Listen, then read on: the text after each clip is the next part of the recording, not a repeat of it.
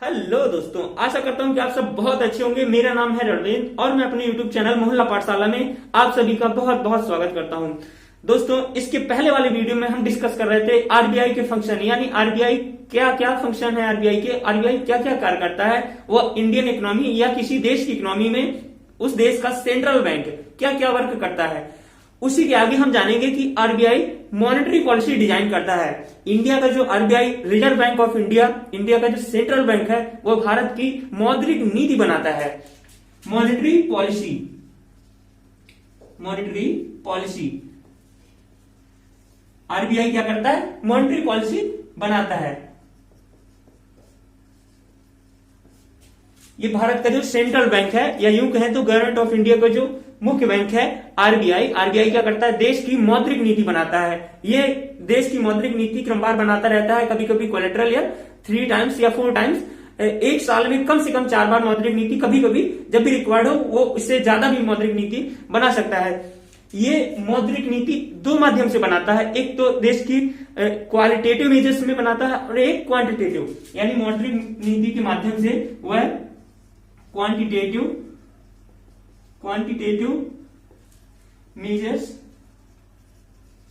या qualitative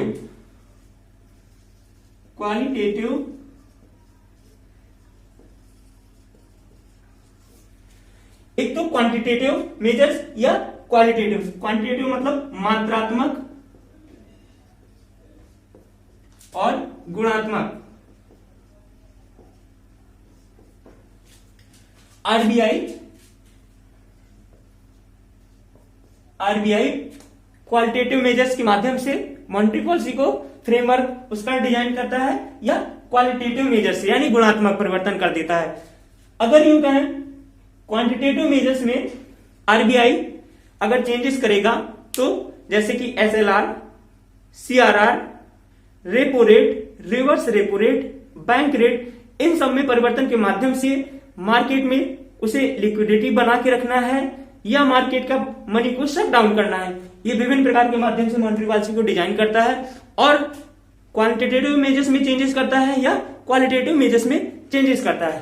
quantitative measures के aspect में अगर हम कहें तो वो bank rate, SLR, reverse repo rate, इन सब में चेंजेस के माध्यम से परिवर्तन करता है। अगर क्वालिटेटिव मेजर्स यानी गुणात्मक माध्यम से कहें तो आरबीआई यानी बैंकिंग मोरालिटी के माध्यम से आरबीआई चेंजेस करता रहता है मॉनेटरी पॉलिसी में। अब हम जानते हैं ये मॉनेटरी पॉलिसी है क्या। तो मॉनेटरी पॉलिसी को अगर समझें तो किसी देश की अर्थव्यवस्था को रन कराने के लिए जो आरबीआई की मॉनेटरी पॉलिसी कैसे डिजाइन होती है और आरबीआई से क्यों बनाता है।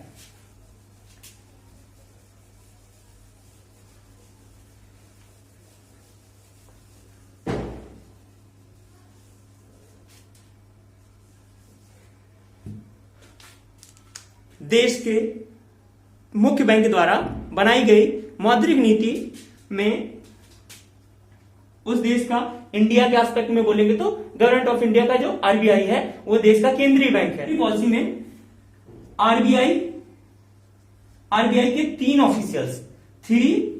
ऑफिशियल्स आरबीआई के 3 अधिकारी होते हैं और गवर्नमेंट ऑफ इंडिया, भारत सरकार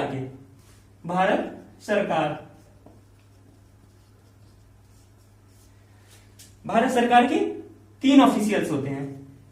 या यूं कहें तो आरबीआई के आधे पर्सन होते हैं और आधे पर्सन गवर्नमेंट ऑफ इंडिया यानी भारत सरकार के नियुक्त किए जाते हैं। मॉनेटरी पॉलिसी जब भी डिजाइन करेंगे हम, या आरबीआई जब भी मॉनेटरी पॉलिसी डिजाइन करेगा या बनाएगा देश की मौद्रिक नीति को, तो वहां पर 3 officials reserve bank of India के होते हैं और 3 ही ऑफिशियल्स भारत सरकार के होते हैं, जिनमें से आरबीआई में एक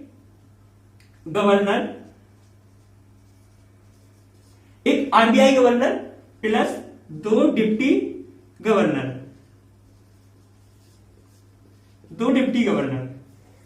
1 और 2 यहां से, यानी एक आरबीआई का गवर्नर, जो भी आरबीआई का उस टाइम का गवर्नर होगा, प्लस 2 डिप्टी गवर्नर होंगे। और इसी केसेस में अगर गवर्नमेंट ऑफ इंडिया के ऑफिशियल्स कोई गवर्नमेंट ऑफ इंडिया द्वारा नियुक्त कोई गवर्नमेंट ऑफ इंडिया के 3 अधिकारी रहेंगे, वो मॉनेटरी पॉलिसी डिजाइन होगी। अब इसमें 3 + 3 = 6 पर्सन होते हैं। इन 6 पर्सन में अगर कोई भी ऐसा स्ट्रक्चर है जिसमें आम सहमति नहीं बन पा रही है, तो जो आरबीआई का हेड यानी गवर्नर होगा, उसका जो लास्ट वोट होगा वो उसका आंसरेबल वोट होगा, या यूं कहें जो फाइनल वोट होगा, फाइनल वोट होगा या मत होगा, वो किसका होगा? आरबीआई हेड यानी आरबीआई गवर्नर का, आरबीआई गवर्नर। जब इनमें आम सहमति नहीं बन पाती है तो आरबीआई का जो गवर्नर होता है वो उसका वोट फाइनल वोट का कहा जाता है, या यूं कहें कि जब भी मौद्रिक नीति बनाई जाती है उसमें असमंजस की स्थिति रहती है तो आरबीआई का गवर्नर होता है, लास्ट वोट देता है और वही फाइनल वोट होता है। ये हमने पढ़ लिया आरबीआई की मॉनेटरी पॉलिसी। अब वो अपनी मॉनेटरी पॉलिसी के माध्यम से विभिन्न क्वालिटेटिव और क्वांटिटेटिव मेजर्स में चेंजेस करता रहता है। आरबीआई ही बैंकों का सर्वे सर्वा है, या यूं कहें बैंक का दूसरा नाम ही आरबीआई है। अगर आरबीआई अपने माध्यम से चाहे तो किसी बैंक को जब चाहे वो समाप्त भी कर सकता है, किसी बैंक को बैन भी कर सकता है, और किसी बैंक में के ऑफिशियल्स को अपने अंडर रख लेता है, या यूं कहें उसका पूरा मैनेजमेंट संभाल लेता है। आरबीआई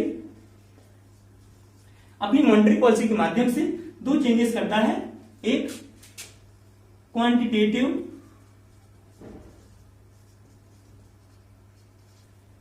और एक क्वालिटेटिव।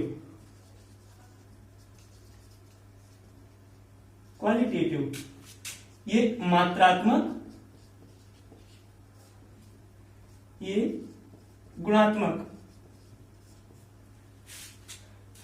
आरबीआई अपनी मॉनेटरी पॉलिसी के माध्यम से क्वांटिटेटिव यानी मात्रात्मक परिवर्तन करके अर्थव्यवस्था को संभालता है, और आरबीआई क्वालिटेटिव यानी गुणात्मक परिवर्तन के माध्यम से अर्थव्यवस्था में महत्वपूर्ण योगदान देता है। अब अगर हम बात करें कि मात्रात्मक परिवर्तन क्या है, आरबीआई ऐसे क्या नॉर्म्स या रूल्स ऑफ रेगुलेशन जारी करता है जिससे कि मात्रात्मक परिवर्तन होता है या अर्थव्यवस्था में उसका महत्वपूर्ण योगदान होता है। हम बात करेंगे मात्रात्मक परिवर्तन के माध्यम से RBI SLR, CRR, repo rate, reverse repo rate, bank rate, MSF, इन सब में परिवर्तन कर देता है। कभी एसएलआर के माध्यम से, कभी सीआरआर के माध्यम से, कभी रेपो रेट को चेंज करके, कभी रिवर्स रेपो रेट को चेंज करके, कभी बैंक रेट को चेंज करके, और कभी एमएसएफ यानी मार्जिनल स्टैंडिंग फैसिलिटी, इन सब के माध्यम से वो क्या करता है? मात्रात्मक परिवर्तन करता है। मात्रात्मक परिवर्तन करता है। आरबीआई अपने क्वांटिटेटिव मेजर्स के माध्यम से अर्थव्यवस्था की स्थिति को बदलता है, या यूं कहें इन्फ्लेशन को, किसको? इन्फ्लेशन को रोकता है, या लिक्विडिटी को, इन्फ्लेशन को क्या करता है? इन्फ्लेशन यानी महंगाई को कम करेगा, या ग्रोथ रेट को बढ़ाएगा। ग्रोथ रेट, वृद्धि दर, वृद्धि दर को बढ़ाएगा। जब भी ग्रोथ रेट बढ़ेगी तो महंगाई थोड़ा सा बढ़ेगी। जरूरी है अर्थव्यवस्था के लिए कि महंगाई थोड़ी सी बढ़ती रहे जिससे कि ग्रोथ रेट कंटिन्यू बनी रहे, यानी ग्रोथ रेट भी बढ़ती रहे। महंगाई बढ़ेगी तो ग्रोथ रेट थोड़ा सा बढ़ेगी। इसलिए आरबीआई के पवित्र उद्देश्यों में एक ये निहित है कि आरबीआई का जो फंक्शन ही है, आरबीआई को गवर्नमेंट ऑफ इंडिया ने इस वर्क के लिए ही रखा है। यूं कहें कि जाना जाता है कि आरबीआई महंगाई को कंट्रोल करे, महंगाई को क्या करे? महंगाई कम करना और ग्रोथ रेट बना के रखना। तो इससे एक बात जाहिर होती है कि आरबीआई का यही पवित्र उद्देश्य है कि महंगाई मेंटेन रहे, महंगाई को क्या करना है? थोड़ा सा कंट्रोल करना। आरबीआई अपनी क्वांटिटेटिव मेजर से, मात्रात्मक परिवर्तन के माध्यम से महंगाई को कम करता है और ग्रोथ रेट को जनरली बढ़ा के रखता है। तो आरबीआई के यही एक पवित्र उद्देश्य है।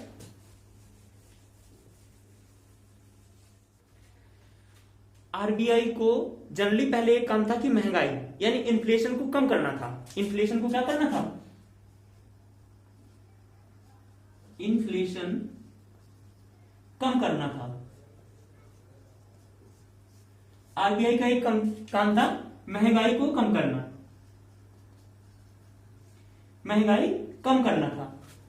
बट आज के केसेस में क्या है, आरबीआई को दो कार्य दे दिए हैं गवर्नमेंट ऑफ इंडिया ने। क्या किया है? एक, महंगाई को आपको कम करना है, ये नहीं कि आपने बहुत ज्यादा महंगाई बढ़ा दी, उसको भी ध्यान में रखना एक तय सीमा पर। साथ साथ ग्रोथ रेट यानी समृद्धि दर या वृद्धि दर, इसको भी बनाकर रखना है। महंगाई तो कम करना ही है, आप कहीं पहुंचे उद्देश्य है, इसके साथ साथ ग्रोथ रेट डाउन ना हो जाए, कहीं कहीं ऐसा ना हो कि आपकी ग्रोथ रेट बढ़ गई, घट गई महंगाई के चक्कर में, महंगाई घटाते घटाते, तो आपको ये भी नहीं करना है। तो आरबीआई के अब दो कार्य हो गए हैं, दो जिम्मेदारी होंगी। सबसे पहले तो महंगाई कम करना, कि ऐसा ना हो कि मार्केट में बहुत सारा मनी यानी लिक्विडिटी इतनी ज्यादा हो गई कि बहुत सारा मनी आ गया और महंगाई बढ़ गई अचानक, प्याज के दाम 300 रुपए किलो पहुंच गया, आलू के दाम 100 रुपए किलो पहुंच गया, ऐसा ना हो जाए कहीं, इसको मेंटेन करना है। इसके साथ साथ भारत की जो समृद्धि दर है यानी जो ग्रोथ रेट है, इंडिया की जो जीडीपी के नाम से जाना जाता है, इंडिया 5वें नंबर की अर्थव्यवस्था है या 6वें नंबर की अर्थव्यवस्था है, इसके माध्यम से अगर हम जाने तो इंडिया की ग्रोथ रेट को भी मेंटेन करना है आरबीआई को। अगर आरबीआई महंगाई पे कमी नहीं कर पा रही है और ग्रोथ रेट को बढ़ा नहीं पा रही है, तो ऐसे केसेस में गवर्नमेंट ऑफ इंडिया आरबीआई से भाई ब्यौरा ले लेगी, रीजन ले लेगी कि क्या कारण है। आरबीआई को क्या करना है, आरबीआई को इन्फ्लेशन जो है आज के केसेस में इन्फ्लेशन 4+-2% रखना है। आज के केसेस में जनरली अभी के सिनेरियो में आरबीआई से कहा गया है कि आप 4+-2 इतना इन्फ्लेशन कर सकते हैं, जो 4 या 4 से 2 अधिक या 2 कम, यानी 4+-2% का इसमें चेंजेस कर सकते हैं इन्फ्लेशन में। ये अकाउंटेबिलिटी है आरबीआई की। अगर इससे आरबीआई महंगाई को कम नहीं कर पाया तो आरबीआई से क्या पूछ लिया जाएगा, आरबीआई से को रीजन देना पड़ेगा, क्या कारण है, क्या कारण है कि आप महंगाई कम नहीं कर पाए, कारण बताओ, और कब तक करेंगे, कब तक करेंगे। अगर आप महंगाई कम नहीं कर पाए या इस दायरे में नहीं ला पाए तो आप रीजन बताओ कि आपने महंगाई कंट्रोल क्यों नहीं की और कब तक करेंगे, और आपकी क्या क्या प्रयास चल रहे हैं, इसके साथ ही साथ आप क्या प्रयास हैं आपके, उनको बताओ। ये 3 काम करने होंगे। अगर आरबीआई इन्फ्लेशन को कंट्रोल नहीं कर पाती है तो क्या कारण है, आरबीआई इसके लिए जिम्मेवार है कारण बताने के लिए। कब तक करेगा, ये महंगाई को कंट्रोल करने के माध्यम से, अगर इन्फ्लेशन रेट इस पर कब तक करे, और आप क्या क्या प्रयास कर रहे हैं, ये आरबीआई को बायोडेटा देना पड़ेगा भाई, गवर्नमेंट ऑफ इंडिया के ऑफिशियल्स को। आरबीआई के हमने फंक्शन जाने, आरबीआई किस तरह से वर्क करता है, आरबीआई मॉनेटरी पॉलिसी के माध्यम से। अब हम यूं जानेंगे कि आरबीआई मॉनेटरी पॉलिसी के माध्यम से या मात्रात्मक या गुणात्मक जो प्रक्रियाएं हैं उसके माध्यम से मार्केट को कैसे चलाता है, यानी महंगाई को कैसे कंट्रोल करता है, या कभी कभी मार्केट में तरलता बनाए रखने के लिए महंगाई को थोड़ा सा बढ़ा देता है। ये सब किस पे डिपेंड होता है, आरबीआई पर। आरबीआई ही वो ऐसे ही संस्था है या किसी देश का केंद्रीय बैंक है या इंडिया का केंद्रीय बैंक है जो बैंकों को जब चाहे तब बैन लगा सकता है, उनका लाइसेंस रद्द कर सकता है आरबीआई के अगर नॉर्म्स नहीं मानेंगे, और जब चाहे तो उस बैंक को मर्जर कर सकता है, डिस्ट्रॉय कर सकता है, बंद कर सकता है। कल के लिए कोई प्राइवेट सेक्टर का बैंक है, अगर आरबीआई की रूल्स ऑफ रेगुलेशन को नहीं मानेगा तो आरबीआई उसमें ताला लगवा देगा कल से कि भाई आपका बैंक नाम की कोई यहाँ संस्था ही नहीं थी। तो उन सब के केसेस से बचने के लिए आरबीआई अपने rules of regulation monetary policy के माध्यम से सभी बैंकों को गाइडलाइंस जारी करता है, और इन्हीं गाइडलाइंसों के या दिशा निर्देशों के अंदर रह के किसी भी बैंक को आरबीआई के रूल्स ऑफ रेगुलेशन मानने पड़ेंगे, क्योंकि आरबीआई क्या है, आरबीआई मुख्य बैंक है। मान लेते हैं हमारे एसबीआई बैंक है एक, एक पीएनबी बैंक है, ये एचडीएफसी बैंक है, ये इंडियन बैंक है, कोई भी बैंक बन जाए, आरबीआई क्या है? मुख्य बैंक। ये क्या है? इसकी सब्सिडरी, एचडीएफसी, इंडियन बैंक। सारे रूल्स ऑफ रेगुलेशन किसके चलेंगे? आरबीआई के। फॉलो कौन करेगा? SBI, PNB, HDFC, Indian bank etcetera, कोई भी बैंक रहे, सारे रूल्स ऑफ रेगुलेशन आरबीआई के होंगे और फॉलोवर ये होंगे। अब हम देखेंगे कि आरबीआई किस प्रकार के मात्रात्मक परिवर्तन के माध्यम से महंगाई को या तो बढ़ा देगा या तो घटा देगा। महंगाई बढ़ाने का मतलब क्या है? मार्केट में तरलता, हर किसी व्यक्ति के पास पैसा ही पैसा है। मान लेते हैं कि मैं एक गरीब पर्सन हूं, मेरे पास अभी 100 रुपए हैं और मार्केट में बैंक रेट क्या हो गए? कभी कभी बैंक रेट के माध्यम से आरबीआई मार्केट में तरलता बढ़ाएगा, बैंक रेट घटा के या बढ़ा के, इनके सभी के माध्यम से। तो ये मात्रात्मक परिवर्तन कहलाता है, यानी ये किसी की मात्रा में, क्वांटिटी में चेंजेस कर देता है। उसके माध्यम से इन्फ्लेशन या तो बढ़ा देगा या घटा देगा, मार्केट में तरलता ला देगा तो क्या हो जाएगा? इन्फ्लेशन हो जाएगा भाई। अब अगर मार्केट में पैसा ही नहीं बचेगा तो क्या हो जाएगा? मार्केट में इन्फ्लेशन कहां से बढ़ेगा? लोगों की मांग करने की क्षमता ही घट गई। मांग तो है, डिमांड तो है, बट उनके पास मनी नहीं है। अब जब मनी नहीं है तो मांग कौन करेगा? डिमांड कौन करेगा? इसके केसेस में अब हम समझते हैं आरबीआई किन किन मेजर्स के माध्यम से मार्केट में मनी सप्लाई को बढ़ा देता है, मनी सप्लाई को घटा देता है। यानी यूं कहें तो तरलता को बढ़ा देता है और तरलता को घटा देता है।